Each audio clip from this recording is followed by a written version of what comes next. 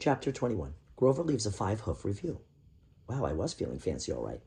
I couldn't move my limbs. I was drooling uncontrollably. My nostrils and mouth burned like I just walked through a wildfire of burning polecat fur. I was the fanciest heap of useless flesh in Lower Manhattan. Spellbound, Sylvie announced proudly. Your loved one will be paralyzed by the fragrance. She beamed at Grover. Good, don't you think? I'm considering hiring some monster influencers, have them paralyze a few demigods and stream it live. No, Grover yelped. No, that's not good at all. Who would pay 1,000 gold drachmas for that? He gestured at me. I tried not to be offended. I assumed he was talking about my condition, not me as a person. Oh, you'd be surprised, Sylvie said. It's all about exclusivity.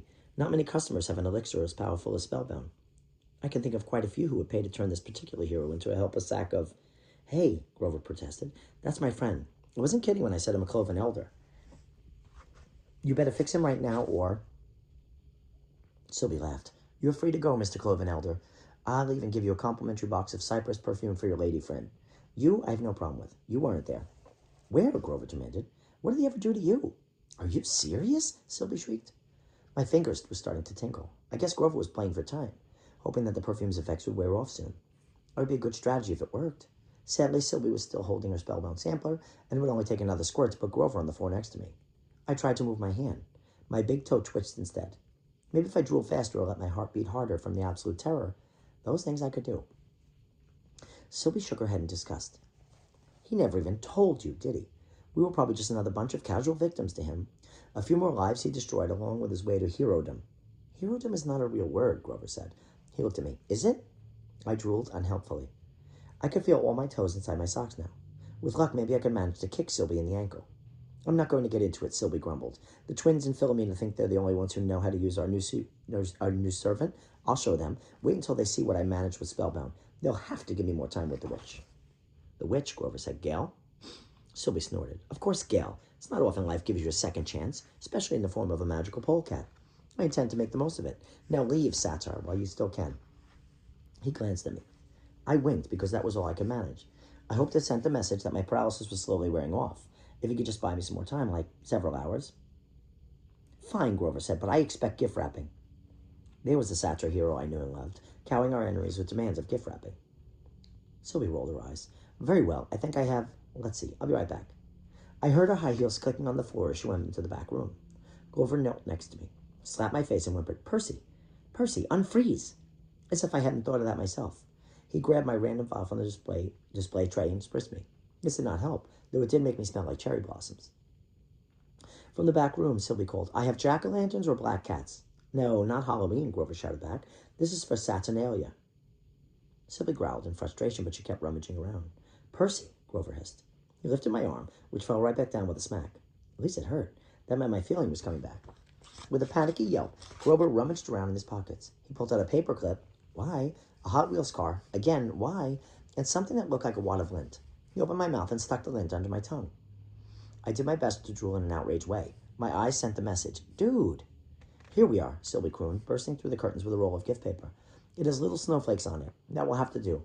And here are a few ribbons and the bows to choose from. Now, normally the price for the Cypress Summer Breeze would be... Wait, I need gift wrapping for him, too. He pointed at me. Sylvie looked incredulous enough for both of us. You want to gift wrap your friend? But I was going to dispose of him. After I tied him up and showed him to my sisters. I was looking forward to gloating. Sylvie, Grover said, I can give you a glowing review in Cloven Elder's Monthly. 5 hooves. I've never given any establishment 5 hooves. But you have to meet me halfway. You said my friend has the same chemistry profile as my girlfriend, yes? I want to make sure the gift wrapping looks good on him before we wrap her up her present. This made absolutely no sense to me. Then again, I was a slab of meat on the floor and nobody had asked my opinion. Also, the customer was always right, I guess.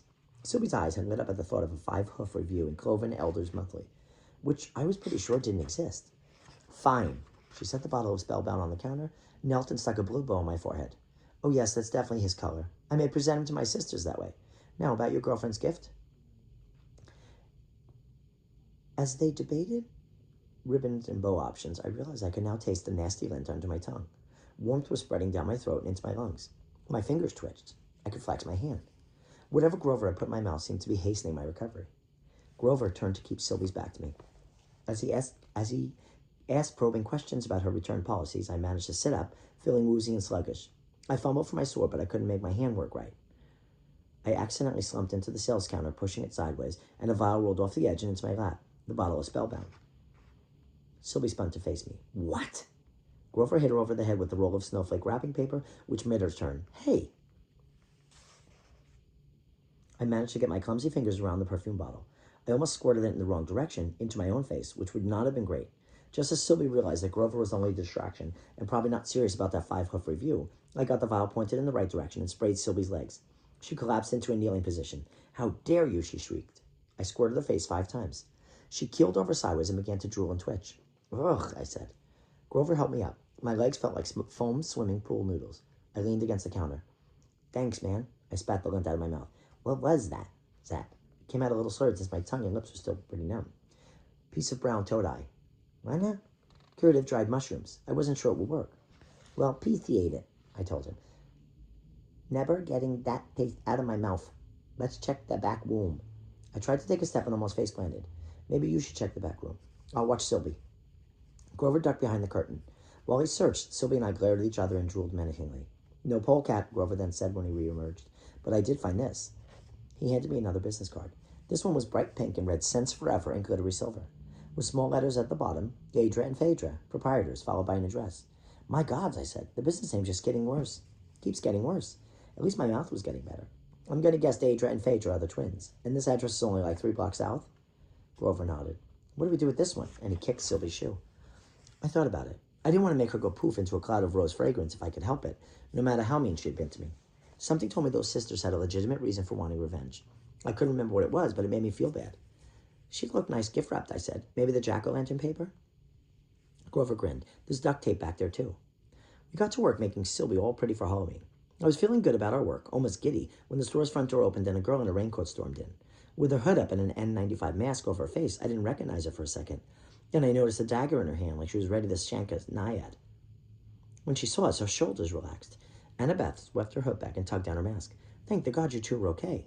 She looked at the blue bow on my forehead, then with Sylvie and her duct tape and jack-o'-lantern gift wrapping. What in the name of Athena are you doing?